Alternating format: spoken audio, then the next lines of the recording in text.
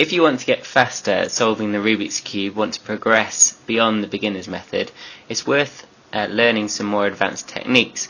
Now I'm going to be teaching you over the next few videos how to do the Friedrich method, or CFOP as it's also known, which is called CFOP because you first solve the cross, exactly the same as the beginner's method. You then solve the F2L, which is the first two layers, and you do this by doing the corner and the edge at the same time, rather than in the beginner's method where you would solve the corner and then you'd solve the edge. Okay, so I'm going to be showing you how to do that in this video. The aim of F2L is to pair up a corner with the edge that belongs next to it on the first two layers. So in this case you've got the white, orange, blue corner, and you need to put it next to the orange blue edge so that you can put them both in the slots. Now this is a slot, it just means the area where they're meant to be in the first two layers, and you can insert them by raising the slot. So if you imagine these two pieces are in the slot at the moment, moving the slot so the slot's on the top, lining up the corner and edge piece and bringing the slot back down, and you've placed it. And once you've done that with all four pairs, corner and edge pairs, you'll have completed the first two layers of a Rubik's Cube. Okay, so let's start with the beginner's method. What you would do is you would put the corner in, like so, with an R, U, R prime, U prime, and the corner would be in. And then you would locate the edge.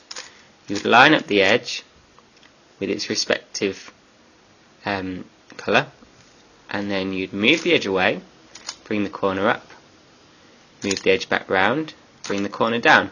Now, all you've done there is what we're going to get to, is you've paired up the corner and the edge piece, and this is what we're going to do without having to insert the corner first, because if you insert the corner first you're going to be slower.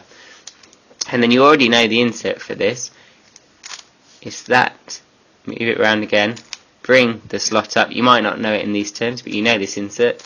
Bring the corner edge round and bring it back down. And that is how you do it in the beginner's method. F2L is just a more optimized way of doing it. So there are three basic cases of how the edge and corner can be positioned.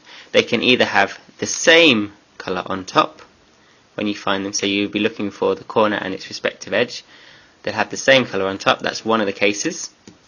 They'll have a different colour on top of these side colours, not the bottom colour, a different colour, so they both share red, but on the corner it's facing up, on the edge it's facing out. And the third case is where the bottom colour, the white, in this case because we solved a white cross, is facing up. Okay, so let's take a look at the first case now. The objective is to move this edge piece so that it is next to the corner piece. Now the way you do this is you need to hide the corner piece so that you can move this U layer without this corner piece moving. So the way you do that is you'd place it so that your slot is in the back, so that you can move the corner piece down. There's your corner piece. This enables you to move this top layer, this whole top layer, including the edge, round, and then when you bring your corner piece back up, there'll be a pair, which you can then bring round, and then you raise the slot up, move the corner and edge pair so that they line up, and bring it down. I'll show you that again. So here we have corner. You notice that it's the same colour on top because that's the case we're dealing with. You'd move the corner so it's in the back. You bring the corner down. You figure out first where you want the edge piece to be. So in this case we want it to be here. If this was flipped so that the white was facing that way, we might want the edge to go there. But in this case we want the edge to come here.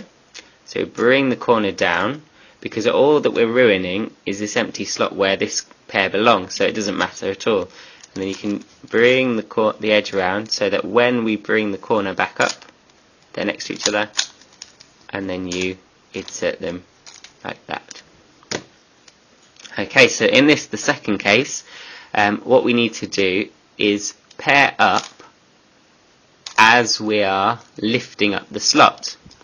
So what we need to do is move this edge piece to the back, so that when we move the blue, so the blue sticker, move the slot up so the blue sticker in this case is facing up, this edge piece will be next to it.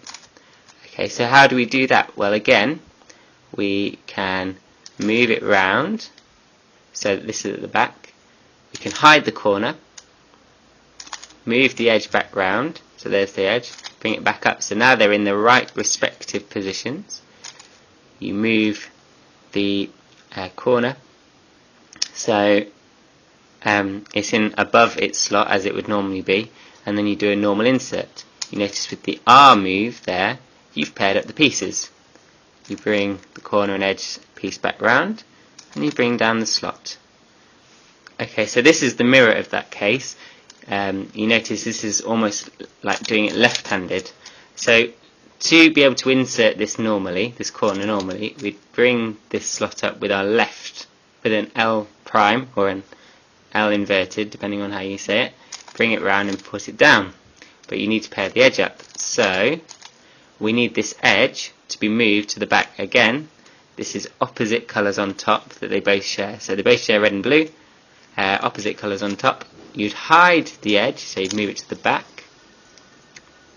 You'd hide the corner, like so. Or again, you've only brought up the slot, so you're not disturbing anything.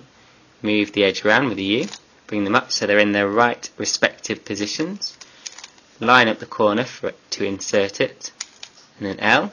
Pair up the corner. Bring it round so it lines up with the white and the blue, and bring it in. And that's the second case. In this, the third case, you'll notice that the corner has the bottom colour facing up on the sticker. Now there's no white on this, so how do you pair it up? Well, it's very simple. What you need to do is hide the edge. So you would find the edge, you would line it up with its colour, like so. You would hide it, so again bring this slot up, don't hide it that way because you might mess up a pair that you've already done. Move the slot up that it belongs, move the corner round so that it's on top of the edge piece. So because the edge has gone from being there to there, so you can move the corner around so it's on top and that pairs it up. You move the slot back down and there we have our slot. So we can just insert it as we did with the first case. You bring it round, you raise the slot up, line it up and bring it back down, and that is the third case. I'll just show you the mirror again of this case, which is this one. So you'd find the edge, you'd line it up with its colour, you'd move it away from where it needs to be, bring the slot up, move the corner around so it's on top, bring the slot back down, and then insert as you would normally. And that is the third case. Now in some cases you'll find that the pair is already next to each other, like this, but they're not correctly next to each other in that the colours on top and the colours on the side don't match up. We need them to be both green on top and both orange on top in this case because it's the green-orange pair. And so what you'd need to do is first separate them before you can do the other step. So you move it round so that you can hide the corner, like so. And then you can move the U layer without disturbing the corner and bring it back up. And then you can line it up as necessary and do the usual insert depending on the case that you've got. Now let's revisit this case because we hid the corner like so to line it up. But in this case, if it's more beneficial, which sometimes it is, you can just hide the edge to line it up because they're separated. It doesn't matter which one you hide, but in some cases you'd hide the edge, sometimes you'd hide the corner. It's up to you but again you just pair them up as normal and insert them. In all of these cases we were using the slot that F2L belongs in, but it might be the case that there is another empty slot, in which case it doesn't matter here whether we use this slot to pair up or this slot, raise this slot to pair up, because again they're both empty, we're not disturbing everything. We only need to be conscious of which slots we've already filled, which pairs we've already done, so that we don't ever raise them up, because otherwise we'll end up messing up things that we've already done. So that is a very quick look at intuitive F2L. If you want to advance further, there are a number of algorithms that you can learn, a number of shortcuts for various cases. Okay, so for example this case, you notice the edge is already inserted and the corner is above it, and so you could just do the sexy move 3 times and that will place it. But again, you do it twice and you notice the pattern that we're in. You've got the corner and the edge piece there, opposite colours on top, so it's just an RU R prime insert. So again, it's exactly the same as what we've already learned, but there are quicker ways to get to the point, which is what you'd have to learn. But it's actually worth working those things out on your own, just through practice. Now I'm going to give you a word of warning. Everyone, literally everyone who first starts doing F2L gets slower. Their times decrease. The times increase, they go up. I gained 20 seconds in how fast I could solve the cube when I first started doing F2L. But that is purely because it takes a long time, well, a reasonable amount of time, for you to learn every case of how to pair it up and insert so well that it's in your muscle memory so that it can be fluid. But once you do that, it is quicker, because you're doing the cross and then you're looking and you're pausing for a long time trying to find the F2L case that you've got, find a pair, figure out how you're going to insert them, do it slowly like this, like what do? I bring it over here, bring it down, I need to line it up, and then I need to insert them like that.